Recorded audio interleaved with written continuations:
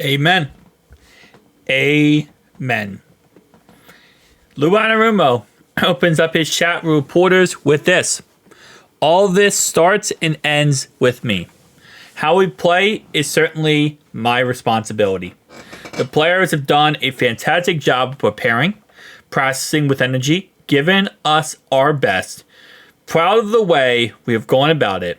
I need to do a better job of making sure it shows up on Sundays. This is why a lot of people were upset when he threw Cam Taylor-Britt under the bus like 2 weeks ago. Which I think Cam Taylor-Britt overall wise has been playing awful. I think he deserves a lot of blame and he deserves a lot of accountability too. But usually you don't see your coaches throw a player under the bus like that because that's usually not what you do. Bill Belichick said it best. Players win games, coaches lose them. And at the end of the day, I still believe the front office has done a piss poor job of supplying Lou with any type of actual, like, amazing, crazy, great player.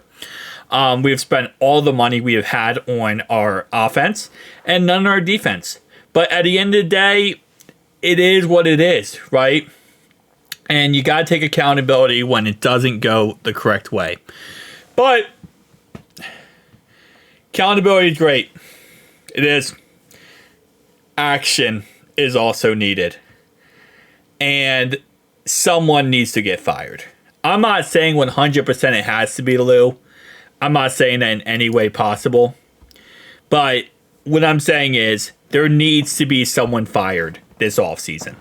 They're not going to do it midseason because that's just not how they operate. First off, they like keeping coaches way too long. And I still will give my proposal here. I think we start off with firing Frank Pollock. Absolutely. We're going to demote Dan Pitcher back to, or if he leaves and becomes a head coach somewhere, which I guess that was talked about as a possibility. But if not, if he stays, he will go back to quarterback coach. Head coach will be a vacancy because I do think Zach Taylor needs to be promoted. Ironically enough, promoted. Quotation marks, by the way. Quotation marks promoted. To an advisor role in this organization. It's the same thing that happened to Pete Carroll. I think the same thing needs to happen to Zach Taylor. Duke Tobin needs to be fired. We need to get someone in who can actually draft correctly and knows how to freaking draft. Lou, I would keep him for another year. I actually spend some money on defense and see what Lou can do. Again, he's on a tight leash at that point. Very, very tight leash. But I would give him one more year and say, okay, we're going to see how good you are when we give you some actual good talent. That's there. And I would bring in a new offensive line coach, a new head coach, a new GM, and I would work on it like that. And I think there needs to be accountability. There needs to be accountability and there needs to be action. This part is the accountable part, right?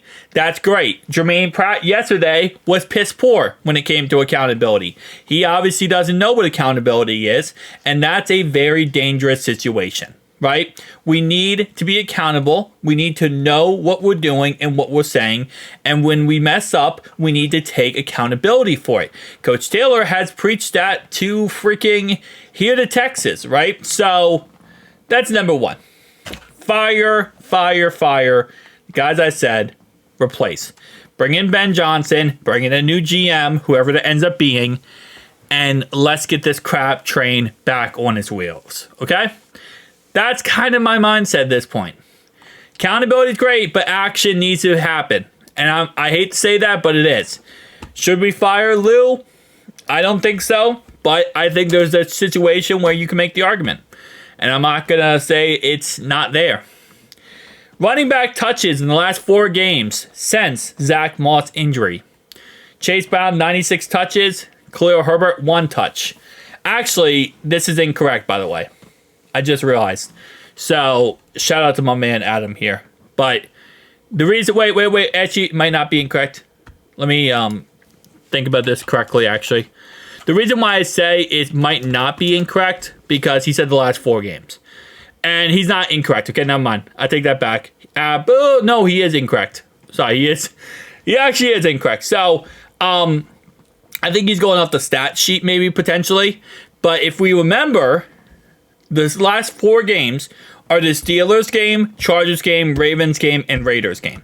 In the Steelers game, he had 1 touch. Khalil Herbert did. In the Ravens game, he had 1 touch. He fumbled the 1 touch. So he had 2 touches. So this is incorrect.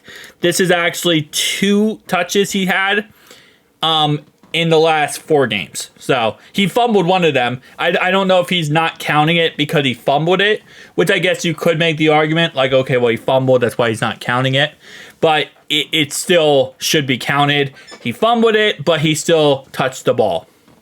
Anyway, 96 touches is also, there. Tell me down below your thoughts, opinions. I'll see you guys next one.